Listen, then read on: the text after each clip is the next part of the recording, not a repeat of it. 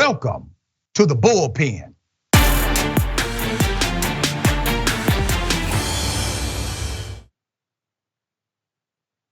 In the bullpen today, he's back, Mr. John Burnett, managing director of One Empire Group and political strategist.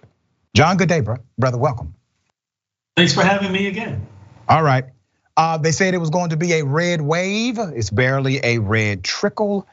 Donald Trump is being abandoned by MAGA supporters. People I thought would never abandon Trump are now coming out in unison against him. What are your thoughts? How do you see the political landscape for Republicans moving forward? Is it a new day in the Republican movement, or will Donald Trump live to fight another day as your champion? Well, I'll say that I think true base supporters probably will never abandon him. However, there were some Republicans that looked at the landscape and voted their interests, whatever their interests were at the time of voting. So I think you have to look at it. It's a little nuanced. So I think you have to look at it in that through those lenses with respect to Donald Trump. Would you consider Tomi Lahren to be a supporter of Trump? I don't know what her latest comments have been, but historically, going back to 2016 and 2020, I believe she did support him. Yeah, she no longer supports him. So she threw him under the bus on Fox News. Mike Pence threw him under the bus on ABC News. Others threw him under the bus on alternative media. Multiple political columnists, conservative columnists, threw him under the bus over the weekend. Go ahead. So let me just say this. I've stated this on Fox News and Newsmax. I don't think that Donald Trump running again in the next presidential cycle is the best thing. Why? Because it also drives out Democrats to vote against him. As we saw in the 2020 election, Biden garnered 81 million votes. Right, in terms of the unusual election, in terms of mail-in balloting and things of that nature. So that was a historic turnout. I don't think those people were inspired by Biden as much as they wanted to vote against Donald Trump. So I think going into the next presidential cycle, I'm hoping on the Republican side that we'll end up with 4 or 5, possibly even 6 or 7 candidates, which I won't be surprised if we end up with that number. John, I actually agree with you because I was a Biden supporter. I still am. I know, right? For the first time ever, I've agreed with you. All right, I know. Hell has frozen, believe me. So, yeah, I wasn't motivated to vote for Biden, and I get criticized every time I say this. Every time I say this, Democrats will criticize me. Nobody voted for Biden because Biden excited them. Nobody. Biden did not excite us. What excited us was the fact that Biden was not Donald Trump. And if we had a decision between Trump and Biden, listen, come on, it's a no-brainer for us. Here's what I'm seeing now, dear brother. And I want you to analyze and object if you think I'm wrong. I have seen a transformation of the Republican Party like I have never seen in modern context. I have not seen this kind of transition and transformation this quickly. Literally, most mainstream Republicans, and I'm talking about people like McConnell, Lindsey Graham and others. I mean, they were the guys, right? They objected to Trump initially. They spoke truth about his insane ways initially, and then it changed.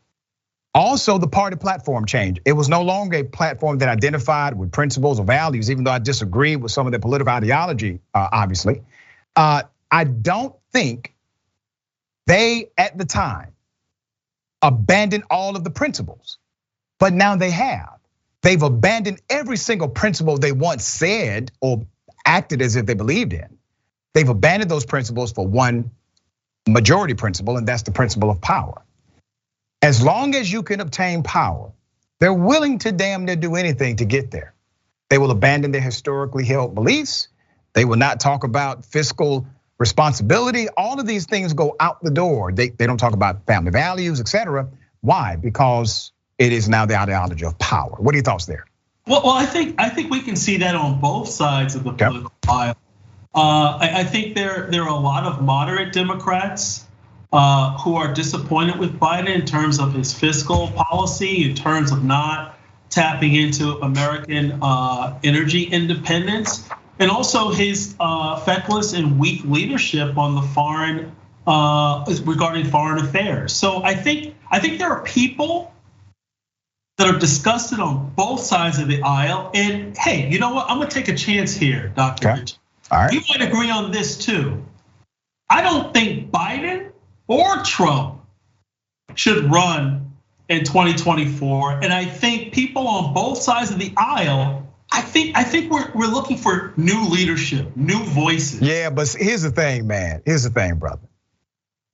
We typically support Biden because he's at least right on the policies. Like he has a policy agenda. Is it 100%? No, but it's way more than what I agree on the conservative side. You all would be singing a different tune today if Donald Trump would have actually pulled off a massive victory with his endorsed candidates.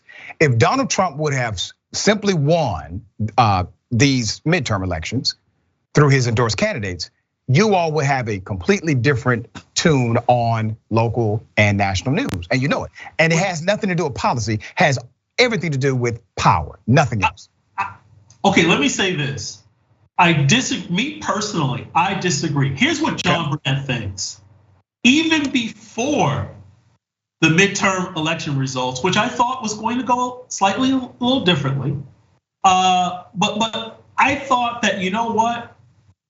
We need someone to actually bring over Democrat votes, not repel them. So that was my position going forward. And I grew up loving Donald Trump, but I think we need fresh blood, new blood. Okay, so brother, you've never said that on this show. As many times as you have been on this program, you have never said anything like that about Donald Trump or your sentiment. Other programs. Okay. And I wouldn't, but here's the thing. Yeah. Again, I think Americans are thirsting for new leadership. All right, that's all right. You said that for the record. I got 30 seconds before the next show. Let me get this in. If Donald Trump would have won, you would not see the political pundits on Fox News and other places come out against him. They will be singing his praises. They would be talking about him announcing in the future. It will be a different political and media narrative. But you know what, this makes a good fight though, right? If he does announce a run tomorrow, it's going to be a great fight in terms of primary. And if he actually wins, which I'm not sure if he will, it's going to set up another fight in the presidential run. So either way, people will be engaged. And I can't believe we agreed on this show. Yeah, we agreed one time, brother. Don't let it go to your head, all right? Okay, we appreciate you being on the show.